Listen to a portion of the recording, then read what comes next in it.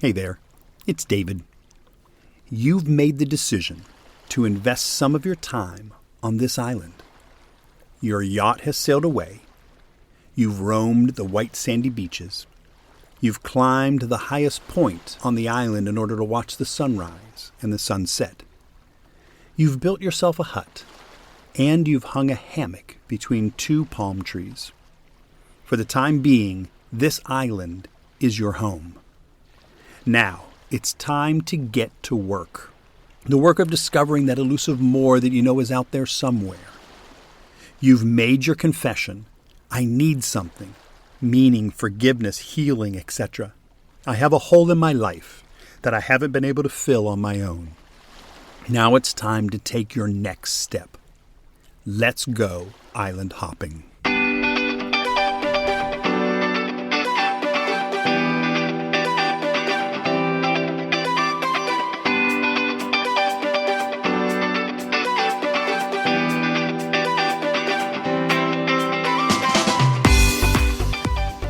Can you give me an example of your to-do list?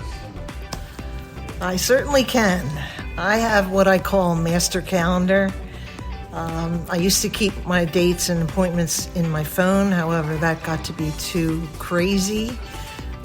So my master calendar is my to-do list. And in every block, I'll just block out, things to do for the day so I don't forget any appointments, etc. And that's how I kind of live my life right now. Just, okay, what's going on for today? That's it. The pursuit of the elusive more that you know is out there somewhere through a singular focus on what you do is misguided, but totally understandable. For the world has taught all of us to define who we are by what we do, or worse yet, to define who we aren't by what we do. Focusing on what you do is so much easier than focusing on who you are. For what you do is quantifiable. You can track what you do, and you can use your doing as a rubric to measure your successes and your failures in life. This is precisely why all of us function every single day under the watchful eye of a to-do list. You serve your to-do list. Your to-do list dictates how you invest your time, your talents, as well as your treasures. Thus, it's perfectly natural to understand why your to-do list is often seen as the very thing that defines who you are. Now, don't misunderstand.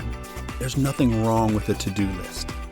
Just as long as you know that the successful completion of your to-do list, or the unsuccessful completion of your to-do list, or the mere presence of your to-do list will not fill the hole that you are experiencing in your life. It will not, cannot, and will never define who you are. Your to-do list is simply a record of what you do, and a reminder of what you need to do. Yes, it will keep you organized and on top of things, but your to-do list isn't who you are. My to-do list, well, it varies from day to day, but mostly it's reacting to the problems that people have and situations.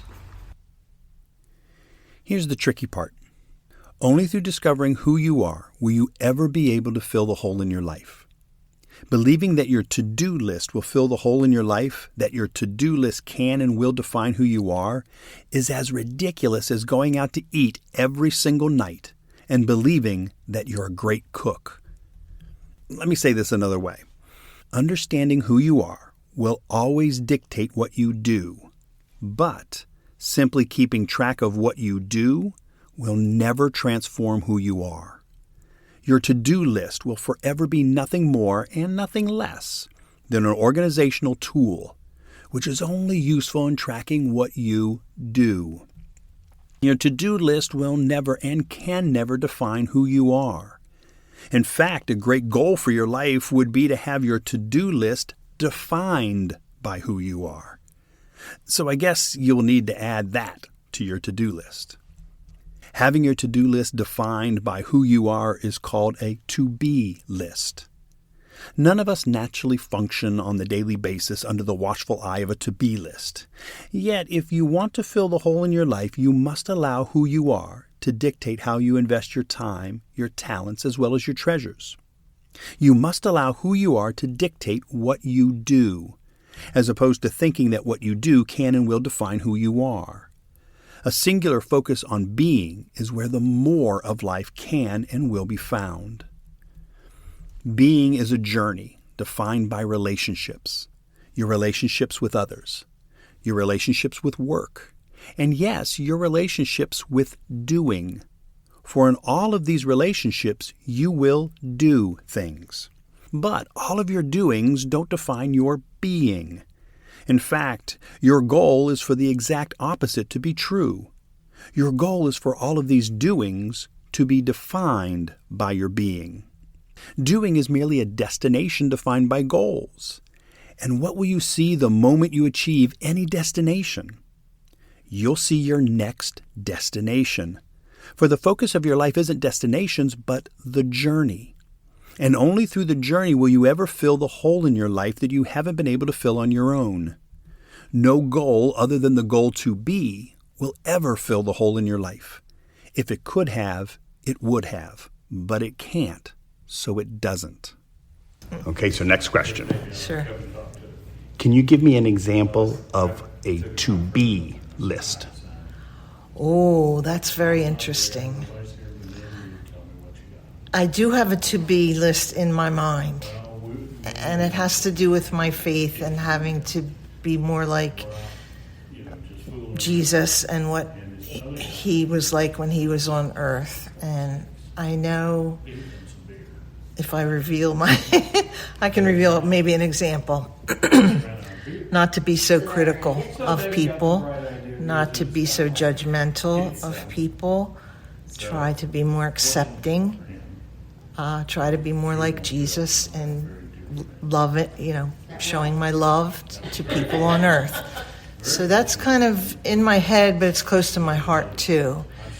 And as soon as I find myself not being like that list, I always ask God for forgiveness.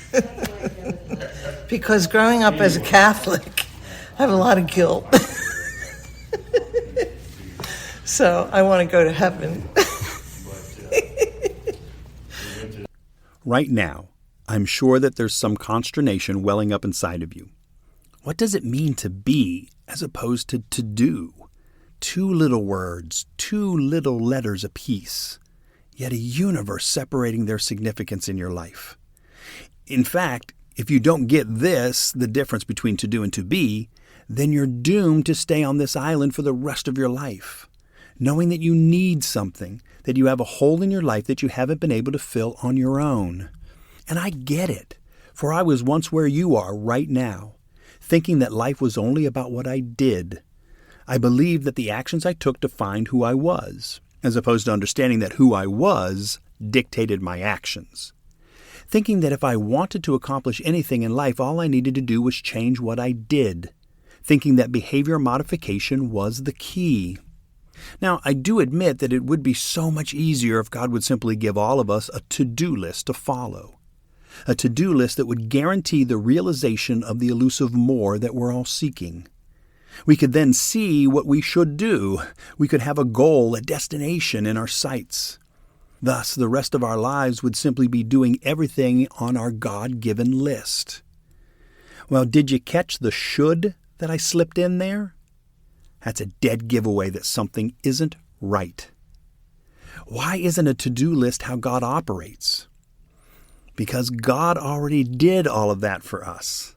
God already tried giving us a to-do list. It's called the law. It was the way of the game if you were a descendant of Abraham way back in the Old Testament. If you wanted to be good with God, all you needed to do was simply keep all of the law, the ultimate to-do list. Yet what did history prove to us? Nobody could do it. Nobody could keep all of the law. Nobody could check every box on that to-do list. Now, I have to confess that it was a rigged game. What we believed would bring us closer to that elusive more that we all seek in this life was really God's way of showing all of us the significant difference between a to-do list and a to-be list. For the law wasn't given to save anyone. The law was given to point out the fact that nobody can do good enough on their own. Nobody can do their way into the elusive more that we all know is out there somewhere. Nobody could or will ever be able to check every box on that to-do list. The purpose of the law was to force us into realizing that this journey isn't about what we do. It's about who we are. Okay. Second question. Do you have a to-be list? To-be list, yes. To be efficient in the decisions I make and to be the best person I could be when helping other people out. The fact of the matter is this. Nobody will ever find that elusive more that we all know is out there somewhere simply through behavior modification. You can't do your way into the more of life. In fact, if you're honest with yourself, you'll admit that you know that nobody can do their way into anything except trouble. No athlete, no business person, no inventor, no musician or artist or author simply woke up one day and decided to do their way into who they are. One thing that all of these people hold in common is that who they are influences what they do in their lives. They don't do what they do in order to be someone. They are someone, thus they do what they do. I can't do enough today, or the rest of my life for that matter, in order to be a successful PGA golfer. Regardless of how much I might want to be a professional golfer, it isn't who I am. That isn't who I've been created to be. It's simply something that I desire to do. But I can't do my way into being. Anything that's worthwhile isn't easy, and finding the more in your life is the most worthwhile thing you will ever pursue. Dare I say, spoiler alert, the actual pursuit of being is the more that you have been seeking all of your life. If God simply handed you a to-do list that enabled you to discover the elusive more in your life, it would rob you of one of the greatest gifts that God has ever given you. The gift of knowing who you are. The gift of your identity. And the freedom to go out and live into who you are every single day of your life. The gift of having the power and the freedom to make your own choices. The power to say yes or no. The power to see life not as a continuous string of decisions made or actions taken, but a life of purpose. A life spent living into you. The child of God that has been fearfully and wonderfully made. The child of God that is unlike anyone who has ever lived or will ever live. The possibility of focusing on being as opposed to doing represents a choice that we all must be free to make on our own. For only through the freedom of will, the freedom of choice, will any of us ever truly discover the elusive more that we all know is out there somewhere. Only through the freedom of will, the freedom of choice, will any of us ever truly be able to be ourselves. Because of this gift from God, I'm free to be me. Because of this gift from God, you're free to be you. And because of this gift from God, we're all free to be ourselves in relationship with each other. For harmony can only be experienced by embracing our diversity. And if harmony isn't a gift from God, then I don't know what is. I'll just listen to beautiful music, instrument and voices, all playing different notes, different sounds, sometimes even at different tempos. Each individual part sounding strange and somewhat displeasing when heard all by itself. Yet when it's combined with everything else, behold a masterpiece. That's the power of to be as opposed to do. The latter gives you individual parts that are incomplete. The former gives you harmony with the world around you and the others around you, making beautiful music to anyone's ears. Well, there's also another factor at play in this whole to be versus to do thing.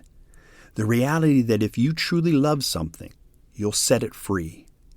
Cages don't signify love. Freedom signifies love.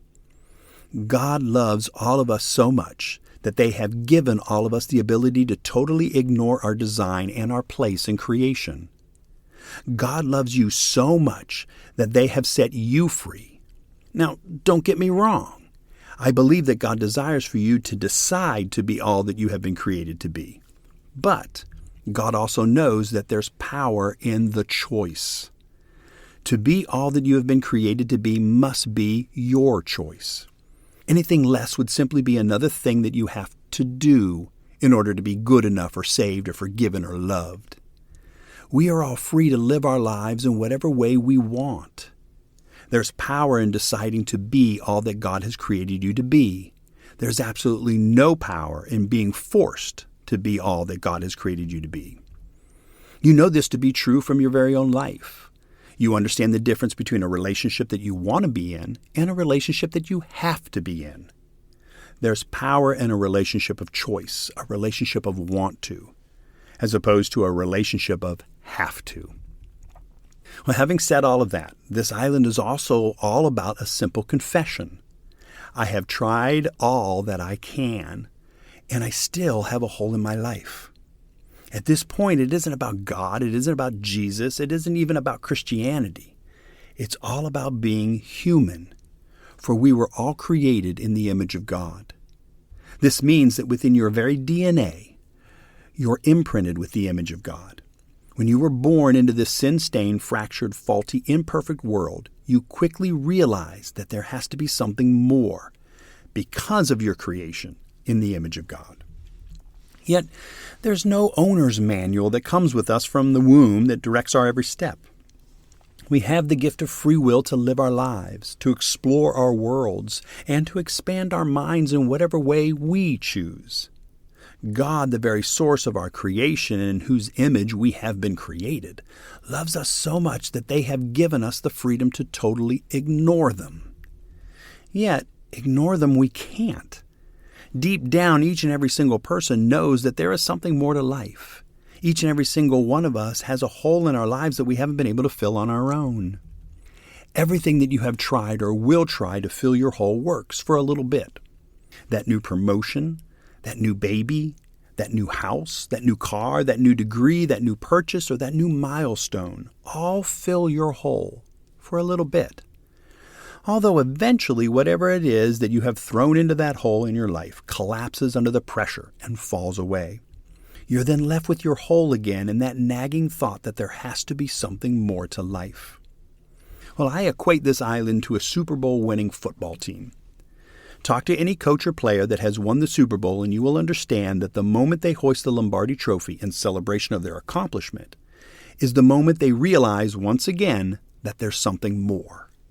The something more is winning the Super Bowl again. In that moment of celebration, every player and every coach realizes that they are that much closer to starting the entire process all over again. They then realize that the title of this year's champion means little for next season. It's then that they realize that the real accomplishment was found in the journey. The entire season, not just the Super Bowl win, is where the magic was found. The struggle of the mid-season losing streak, having to overcome injuries and multi-game suspensions and bad officiating is the more that they had been seeking as a football team. To rally together as a team, that's what the more of a Super Bowl win is all about. It isn't about what they did win the big game. It's about who they are, the team they became from training camp the summer before. When we get so caught up in destinations as our goal that we miss the more which is only found in the journey. In fact, the journey is the destination. Who you are is the goal, not what you do. To win the Super Bowl is great. Who you become as a person along the way to winning a Super Bowl is the journey to be. Now, you might never play in a Super Bowl, but you get what I mean. Your promotion is a goal. Who you become on the way to getting your promotion is the journey to be. Having a baby is a goal. Who you become along the way to living as a parent is the journey to be. Achieving that next milestone in your life is a goal. Who you become on the way to that next milestone is the journey to be. So many of us are preoccupied with what we should do, when all we have to do is focus on who we are. This is one of the many reasons why I have taken an oath to stop shoulding on myself and others. For if you focus on who you are, then what you do will simply fall in line. And this all starts with a simple confession. I need something. I have a hole in my life that I haven't been able to fill on my own.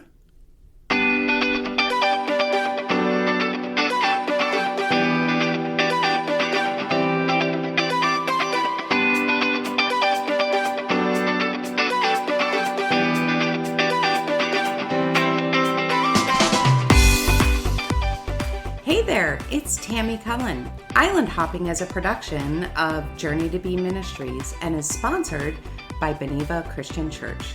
You can find Beneva Christian on YouTube, Facebook, and Instagram, as well as their website, benevachristian.com. If you'd like to contact my brother-in-law, David, just drop him an email at islandhoppingpodcast@gmail.com. So, your challenge between now and the next episode of Island Hopping is to start developing your to-be list. Who has God created you to be? Who do you want to be?